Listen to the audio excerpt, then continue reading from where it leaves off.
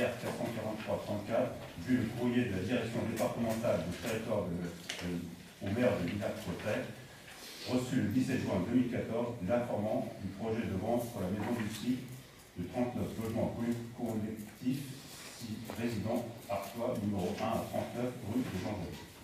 Considérant que la direction départementale des territoires demande l'avis du conseil municipal sur ce projet, conformément à l'article L443-7 du Code de construction et de l'habitat. Vu l'avis favorable de la commission de travaux, logement, patrimoine, urbanisme et environnement en date du 26 juin 2014, émet un avis favorable au projet de cession de ces 39 logements sociaux. Rappelle que conformément à l'article L443-7 du CCH, les logements vendus devront répondre à des normes minimales d'habitabilité et de performance énergétique. Les ventes ne pourront pas concerner des logements et immeubles insuffisamment entretenus et ne devront pas avoir pour effet de réduire de manière excessive le parc de logements sociaux existants sur le territoire de la commune. Rappelle que conformément à l'article L443-11 du Code de la construction et de l'habitation, l'organisme d'habitation à loyer modéré, la maison du signe, ne peut vendre un logement occupé qu'à son locataire et qu'en ce qui concerne les logements vacants. Il doit être offert en priorité à l'ensemble des locataires de logements lui appartenant dans le département ainsi qu'aux gardiens d'immeubles qui l'emploient par voie de publicité dont les modalités sont fixées par le décret du Conseil d'État. Rappelle que conformément à l'article L443-12 du Code de la construction de l'habitation, le prix de vente sera fixé par l'organisme propriétaire après avis du maire. Charge et délègue le maire ou son représentant au fin d'exécution de la commune.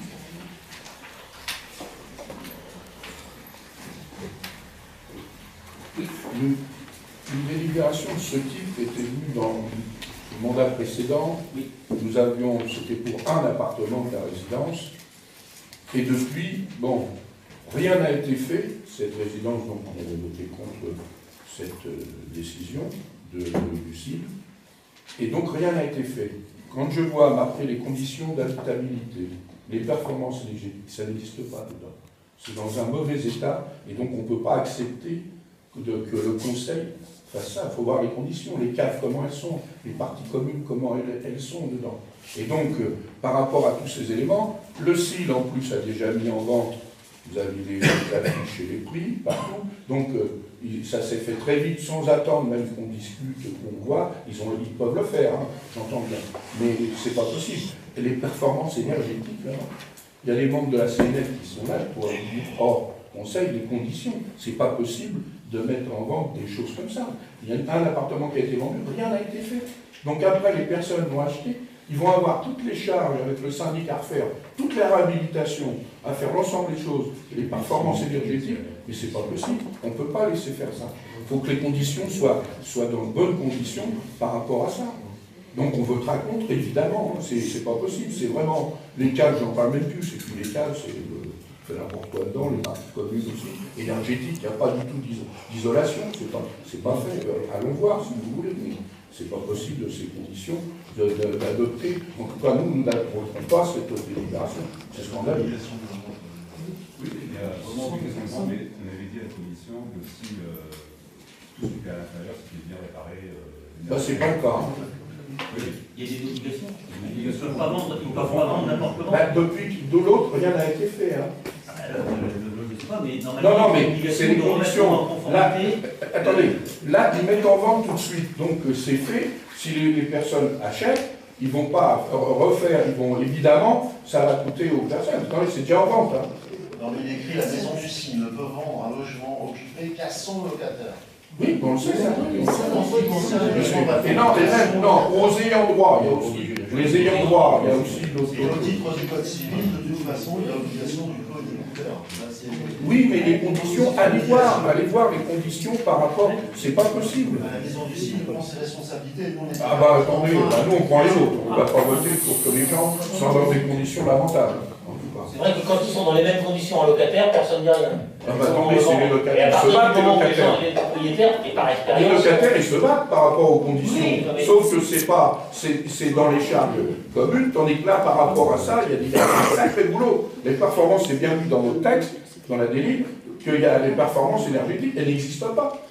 Elle n'existe pas. Donc, dedans, on met des éléments. À l'heure actuelle, ça n'existe pas. Moi, je veux bien. Après, voter comme vous voulez, mais ça ne correspond pas à la réalité. Hein. Ce sont des locataires, ils savent à quoi ils s'engagent. Non, mais attendez. Non, mais il y a des textes, c'est pas. Ils savent à quoi Non, mais ils s'engagent. il y a des travaux. Le fait qu'on décide de vendre, ça ne veut pas dire que les travaux vont pas être faits. Non, mais on a déjà des expériences. Ils sont pas obligés d'acheter. Ils le vendront pas, hein, si c'est. Ils le vendront pas. Ils ont déjà décidé du prix qu'on a. Non, mais nous, on leur donne. Par rapport à la garantie de l'emprunt, on leur donne l'autorisation. Et si ça ne donne pas, ils ne vont pas le vendre. Ça, c'est leur problème. Ils le vendront pas. Ah, bah oui, nous, on ne peut pas suivre ça. Non, mais, Monsieur Bousqui, je sais, on avait déjà eu ce débat, et d'ailleurs, votre position, en fait, la position de fond, c'est que vous êtes assez opposé, finalement, à ce que ce type de logement puisse être en accession à la propriété. C'est un débat qu'on a eu. Effectivement, ça peut se comprendre. Nous sommes plutôt partisans que, par principe, quand on accède à la propriété, on a plutôt tendance à faire que le parc est de meilleure qualité que le propriétaire que quand on est locataire. Alors, passer d'un à l'autre, c'est une transition difficile. Mais c'est l'une des solutions, à mon avis. Alors, les conditions dans lesquelles ça doit se faire, c'est vrai que c'est pas facile. Hein, et je le répète, le fait de d'autoriser, ça ne veut pas dire qu'ils vont réussir à le vendre, hein, si les conditions ne sont pas remplies, ne serait-ce que les mises en conformité. Mais le permettre à certains, y compris des revenus modestes, de pouvoir accéder à la propriété de leur logement, en général, c'est un gage d'une meilleure tenue du patrimoine. La transition est certes difficile, mais de manière... Et là, nous avons une différence de fond, et là, c'est un débat de fond. Vous pensez que à cet endroit-là, il faut que ça reste en locatif. Alors, vous aviez défendu un certain nombre d'arguments par rapport aux copropriétés, tout ça, je peux le comprendre. Nous, simplement, on a pu constater que là, dans les villes où effectivement ils ont pu accéder à la propriété, il y a eu assez rapidement une amélioration de la qualité du bâti, y compris de la qualité des logements, à tel point d'ailleurs que, excusez-moi de revenir, mais Madame Béatrice Lejeune, qui ne siège pas sur les mêmes bancs que nous, puisqu'elle siège dans les bancs de M. Génère, qui est au niveau de la politique du logement, a adopté la même position au niveau régional, dans la des politiques du logement fait par le Conseil régional.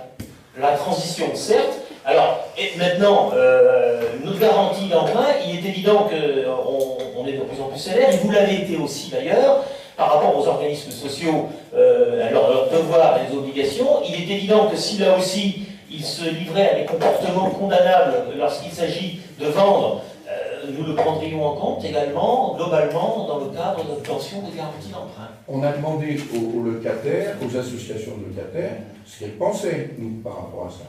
Ça correspond à ce qu'elles pensent, par rapport à ces éléments. Parce que quand ces gens ils vont avoir une taxe foncière en plus, il y a plein d'éléments. Je ne vais pas ici abreuver tout le monde, mais il faudrait expliquer le développement. Quand les gens, un ménage modeste, achètent l'ensemble des choses. Après, le syndic, ça va être important, les charges. Enfin, l'ensemble des choses. Donc, et c'est pas contre les gens qui puissent acheter, évidemment, un truc. Mais je trouve que dans ces endroits qui sont vraiment au niveau de l'habitabilité, où il y a des choses à dire avec le bailleur social, et on leur a déjà dit, mais qui ne font pas tout ce qu'on souhaite quand même par rapport à ça, de mettre dedans que dans la délibération, c'est clair. On met si les conditions insuffisamment entretenues de manière excessive le parc et les performances énergétiques. C'est le cas, il n'y a pas tout ça. Ce n'est pas les bonnes conditions dedans pour le vendre et pour faire les choses. Voilà. On ne peut pas se substituer à tout et à tout le monde. Ah ben non, c'est pas nous. C'est pour ça qu'il est rappelé, on en a parlé avant la commission et pendant la commission, devront répondre aux normes minimales d'habitabilité, ne pourront concerner des logements suffisamment entretenus, les gens ne sont pas obligés d'acheter. Donc, voilà, c'est pas une polémique particulière. Je pense qu'on a une divergence sur ce qu'on appelle la mixité sociale. Nous, le fait qu'il y ait des locataires et des propriétaires, c'est également une composante de la mixité. Et c'est, à mon avis, la grande erreur qu'on a fait dans toutes ces bars, c'est qu'on y a mis des gens qui ont les mêmes profils, qui sont... je pense qu'il faut y mettre... Voilà, nous ne sommes pas...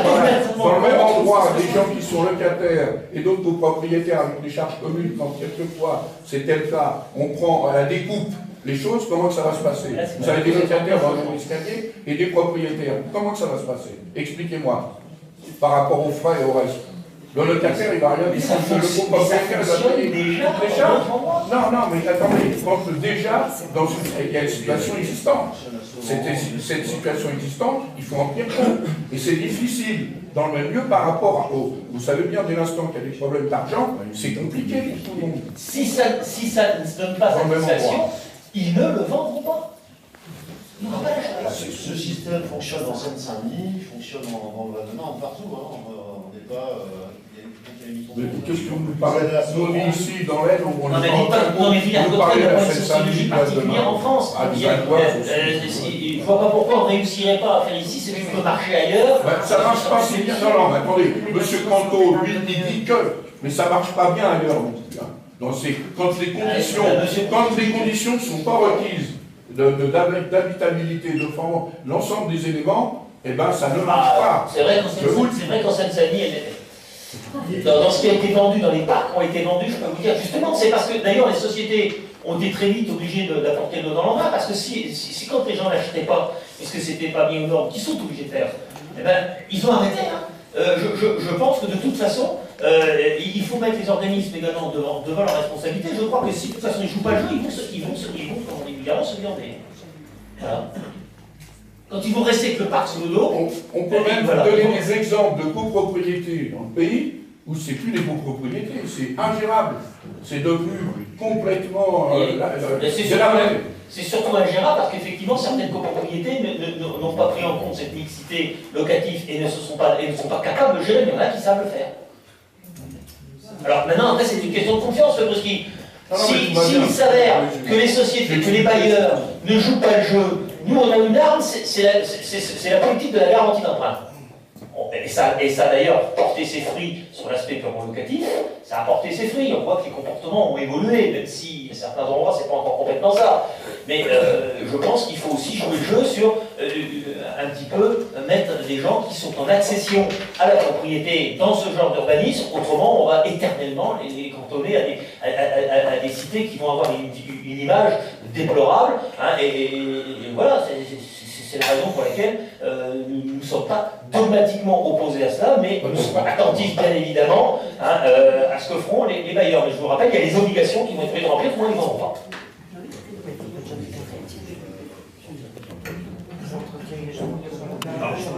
Oui, monsieur Germain. Oui, je voulais déjà faire une remarque. Entre la délib 8 et la délib 9, la date de la commission de travail n'est pas la même. C'est 26 d'un côté, 27 de l'autre. Alors, il faudrait vous mettre d'accord sur la date exacte. Juste un C'est mis 27. Ça, c'est 26. Voilà. Sur la version, on mettra la bonne, on va vérifier. Voilà. Je pense qu'il y a des copier-coller dans l'air. Je pense. Alors, concernant évidemment la commission de travaux, parce que j'avais fait cette remarque justement à la commission de travaux, qu'avant de vendre des logements, surtout on connaît cette résidence, qu'il fallait mettre aux normes, c'était la moindre des choses avant la vente. Et oui, c'est une obligation, mais qu'elle soit respectée, et c'est là que moi je doute, et quel est l'organisme qui après pourra imposer, je veux dire, à ce qui est ces mises aux normes, parce que moi j'ai constaté aussi des vitres, enfin, des fenêtres qui vraiment passent, etc. Et j'avais fait cette remarque, et c'est vrai que là je suis un peu inquiet sur l'avenir de cette vente et surtout de cette mise aux normes qui, à mon avis, n'a rien de rapport. Et donc on s'abstiendra sur cette délibération, même si on est pour le projet. Sur ces résidences, que je connais un peu, parce que je suis facteur et que j'y passe quelques temps, vous avez tous les ascenseurs régulièrement en panne. L'entretien, je crois que la maison du CIL, ils s'en foutent complètement. Ils devraient être lourdement sanctionnés. Les câbles, je connais. Rien que l'escalier, vous rentrez, bah, vous avez l'odeur de l'humidité. Moi, je trouve que c'est une honte d'une société qui loue ça, qui se permettent de louer ça. Et moi, pour le vote, je vais m'abstenir parce que ce n'est pas normal. On a une photo avec un rapport, je l'ai. Non mais actuellement ils ne sont pas vendus, on est bien locatif. Voilà, donc ce que vous décrivez là, c'est la situation actuelle. Voilà, je dirais que là, C'est c'est en pas vente. forcément. C'est la situation actuelle.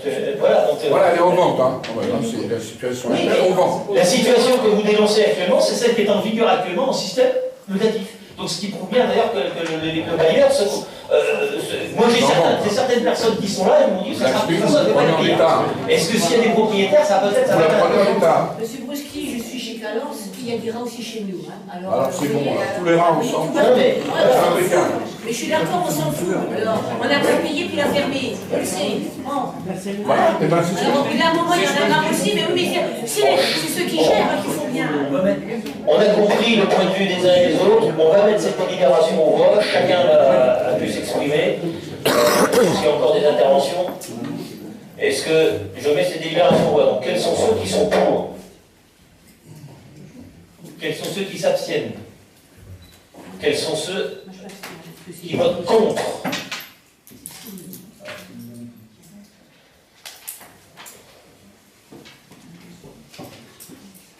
C'est bon?